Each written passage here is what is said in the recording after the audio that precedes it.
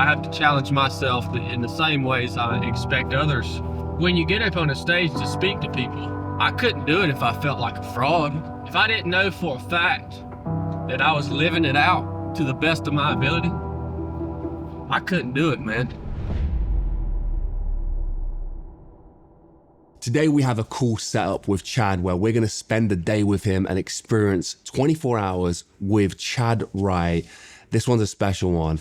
I want to say a massive thank you to our Patreon community. You guys have probably seen some of this footage because we did a vlog over 2 months ago where you could have seen this content. So if that sounds like something you're interested in, go down below and hit the Patreon membership link and you can sign up for exclusive access to content like this and so much more. And also I just wanted to say only 2% of the viewers are currently subscribed. If that is you and maybe you just forgot to hit that subscription button, please hit the subscription button.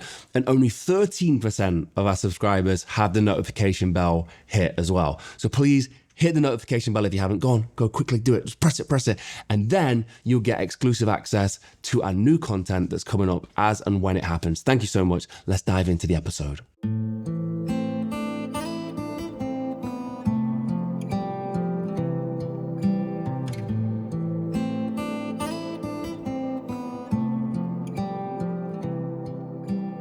The bear, Chad, was you out bear hunting to hunt that, or did you come across it, or what's the story? Yeah, I was actually deer hunting. It was in a place called the Great Dismal Swamp. It's actually George Washington surveyed that. It's a really wild place, a big swamp, but lots of bears there. And that bear was just a little under 500 pounds, and he came in right on top of me, and I shot him with my bow and arrow, but I can't believe it actually killed a bear. But that's happened twice. I killed another bear like that. His skull is in there on that bookshelf. I didn't get the other one mounted like that. I just have his skull. But I don't, I kill those bears, but I don't think I would kill another bear. Unless it was trying to attack me, you know what I mean? I used to be, so when I was younger, I really killed a lot of things. Like, I didn't mind killing things. But the older I get, the less I want to kill things. Like, don't think I'm sounding like some kind of hippie or something, Like, I still don't have a problem with killing something if I'm really going to use it. And man, but when I was younger, I would just kill all kinds of stuff. But the older I get, man, especially, what really changed me a lot on that is spending so much time with those goats. I almost can't even kill a deer anymore. Like, I go deer hunt all the time, but I just watch deer. Like, while I'm hunting, I just watch them, you know what I mean? It's a strange kind of shift. As you get older, it's almost like for me personally, like my heart gets softer,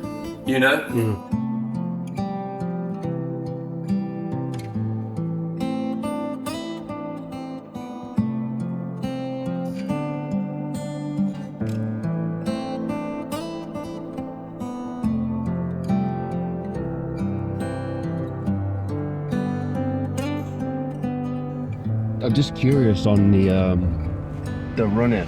Like obviously you're a great speaker already from your own experience, but I love the fact that you're still doing these events, these runs. Is that to add substance to your word? Is that to to be about it, not just talk about it, kind of thing? Like, is there a reason you're still doing that?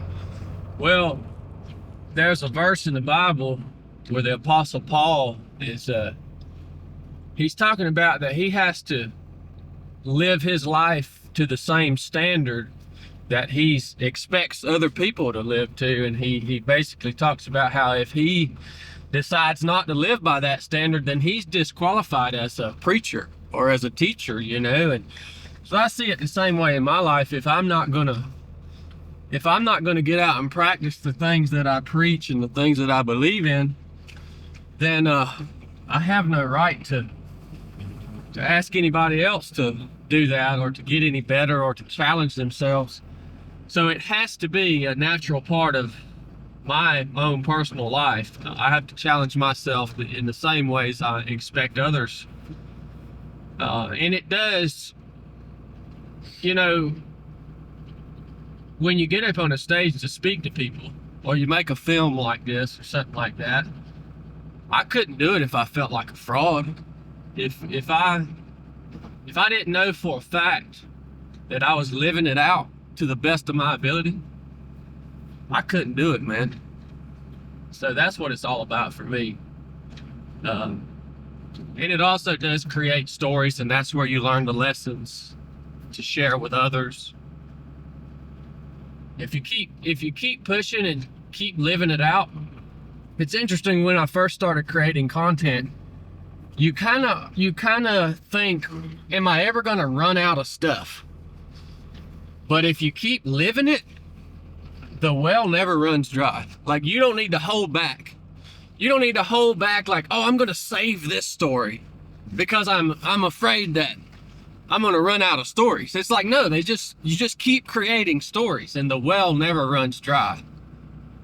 And so that's another great thing about, you know, still doing the things that I've done in the past. And the Yukon 1000, you know, that's going to be a whole new story, whole new lessons learned. Yeah, I love that idea that you're doing them to learn the lessons as well. Like, I think that's that gets you through those some of those difficult miles as well, knowing that you're getting that you're getting those lessons, man. Yeah, that's the most valuable thing I possess is the memories and the lessons. They're the most valuable because no one can ever take them from you. You know, they're mine. The stories that you create belong to you, and they have value, and no one can ever take them from you. Yeah, man. That's really underrated as well. I think a lot of people, you know, you do an event like this, you want the accolades, you want the medal and all that kind of stuff, but at the end of the day, when you sit at home and you have that nobody can take it away from you, it's huge. Like, it's such a 100%, man. Yeah, it's amazing, man. Chad, what's the trail called? I call it the Brutal Dude. It's a legendary trail. This is actually the trail that I trained on to win the Mid-State Mile, which is a last man standing race. Oh, wow. I won 2 years in a row. So it goes straight up the side of a mountain. Yeah, y'all see it.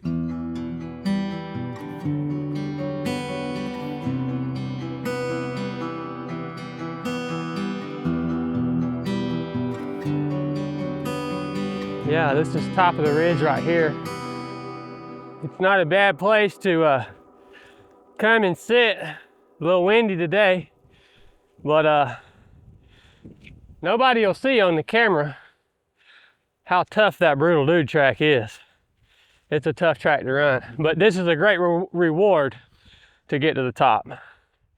One of the missions we run, starts right at the base of that mountain right there, across the valley, and it goes straight up the brow of the mountain to the summit and follows that ridge line east for a long ways. That's the Pinhoti Trail. So Pinhoti Trail runs right up top of that ridge, and then that's a 335 mile long trail that actually ends up feeding into the Appalachian Trail. So a lot of people think the Pinhoti is actually the true start to the Appalachian Trail. They're trying to get that changed. There are a lot of people pushing for that because it starts at the mountain that reaches 1,000 feet above sea level. That's the furthest west in the Appalachian mountain range. So it's kind of the true start of the range, the Pinhoti. That Pinhoti means wild turkey in whatever the Native American tribe that was around here. And the trail marker for the Pinhoti is a turkey foot. Pretty cool trail. You guys come on in. Those are guinea hens. You ever seen a guinea hen before? No. Yeah. It's an African bird. They're really wild. They're wild birds. They'll roost in the trees, and they're really good alarm systems. So if anything comes in this pasture that they're not used to, they're gonna go crazy. Now this is my girl Shaky Legs. So Shaky Legs was a sick child, and I had to nurse her back to health. She almost died when she was just a little baby. I had to bring her in the sauna many mornings to get her body temperature back up. So I'd sit in the sauna holding a goat while she warmed back up, and she ended up surviving. So she's a really special goat. And the cool thing about goats is goats have no natural defense. So they have no way to defend themselves other than their horns, but it's pretty ineffective against a serious predator. So they really play off of your energy. If you come in here and you're in a really bad mood or you're uptight, these goats won't approach you. They can sense that, right? And so it's nice to have them, because if you're having a bad day and you want to come in here and spend time with the goats, you have to force yourself to calm down, and they'll actually approach you then. This is Enos right here. And this is SD. Really his full name is Sir Thomas Dillard, so it's abbreviated STD. He's the boss man of the whole pasture. Hey guys, I'll show you guys these donkeys are pretty cool too. Come here, Coco. Yeah, she's afraid of the camera. Who is that, Enos? Yeah.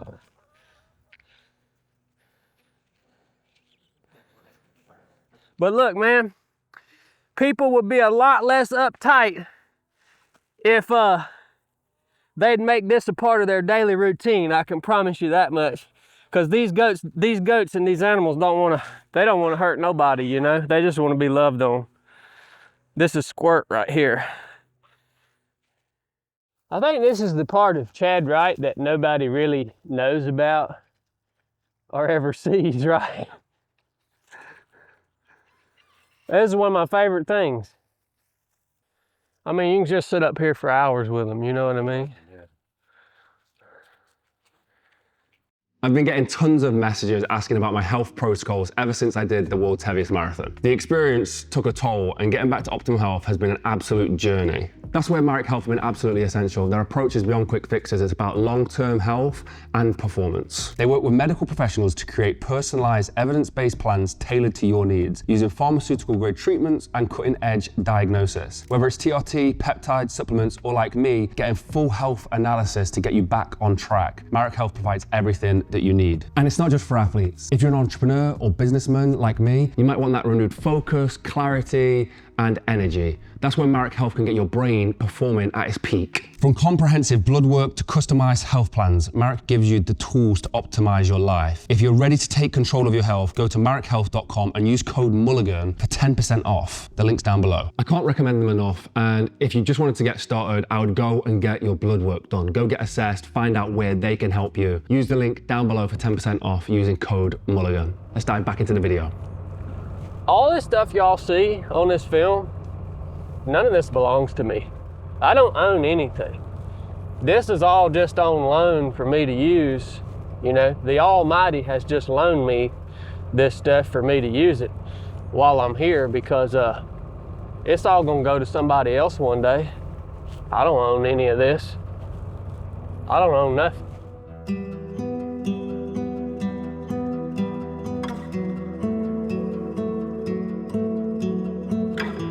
Hey, that's a cool paddle, ain't it? Hey, it's expensive gear, right? Yeah, let me tell you, when you lock that paddle in the water, it doesn't move. So you basically lock that, see how that blade's curved like that?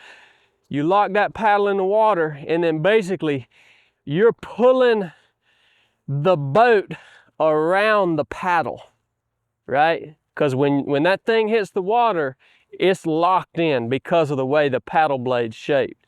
So when you paddle, Most people, your natural tendency is to paddle like this with your arms. See how I'm pushing with this arm and pulling with this arm? That's not how you paddle. When you paddle, you lock the paddle in, this bottom arm stays straight, and you pull with your core. And you pull the boat around the paddle, reset, lock, pull the boat around the paddle. What was the sentence or the thing that you heard about the Yukon 1000? You're like, yeah, that's for me, because you've not done this, you know, kayaking. This is a first. What was the thing you heard? You was like, yeah. So with the Yukon 1000, there are more people every year that climb Mount Everest than go past Dawson City on the Yukon River. So it's the most, one of the most remote, it is the most remote area on the North American continent that you can possibly go to. I like that there's real risk involved. If you screw up out there, it will potentially cost you your life. And then my favorite part of the whole race is I'm doing the race with my best friend that I went through SEAL training with, David Charbonnet. David had a skydiving accident. He's paralyzed from the waist down. This will be the first time since he was paralyzed over a decade ago that he's left his wheelchair behind. He can't bring his wheelchair with him. So he's launching into the most remote place on the North American continent with no legs and no way to move. That takes courage. I want to go and learn from a man that has that kind of courage. That's what I'm looking forward to the most. I mean, would you do that, Neve? Yeah, it sounds incredible. I mean, I don't know if I would do that. I don't think I have the courage to do that. But he's putting a lot of trust in me. Yeah. You know what I mean? We trust each other, which is why we're even willing to go do it. That's my favorite part, is it's the people, man. All of this stuff, it ain't even about me. It's about the people. Everything that we do is about the people, the memories that you make with the people that you love, the people that you're able to help, the people that you are, you know, God uses us to lead people to faith in His Son, Jesus Christ. When we see that happen, just last week that happened, it's like, that's what keeps you going. It's got to be what keeps you going. The money can't be what keeps you going. The popularity can't, but because once you get all that stuff, you realize, well, what the crap? You know what I mean? So you have to have a bigger purpose than yourself, or else you're just not gonna make it. In a lot of other countries, you have to be very wealthy to be able to enjoy the outdoors, have a place to hunt and fish and hike and run. But man, in America, I'm so thankful for our public land, because everybody has the opportunity to get out and enjoy God's creation, and you don't have to be wealthy. I was going to say, even when you were poor, did you get to do these kind of things all the time? Oh yeah. You don't need to own land in America. Why? Again, nobody owns land anyways. You're just a steward of land is all you are. You're just taking care of it for the next person, but you don't need to own land in America. All this is public. This is over 7,000 acres right here. Any old body can come out here and do whatever they want. You said by the car up there, you said last week there was an example, I think, of somebody, was it finding faith or? Yeah. What was that? We had one of our past students reach out to us, and he said, look, I feel that the Almighty is calling me, and I want to give my life to Jesus, but I don't know how to do that. Like, what does that mean? Like, receiving this gift of salvation, what does that mean? How do I receive that?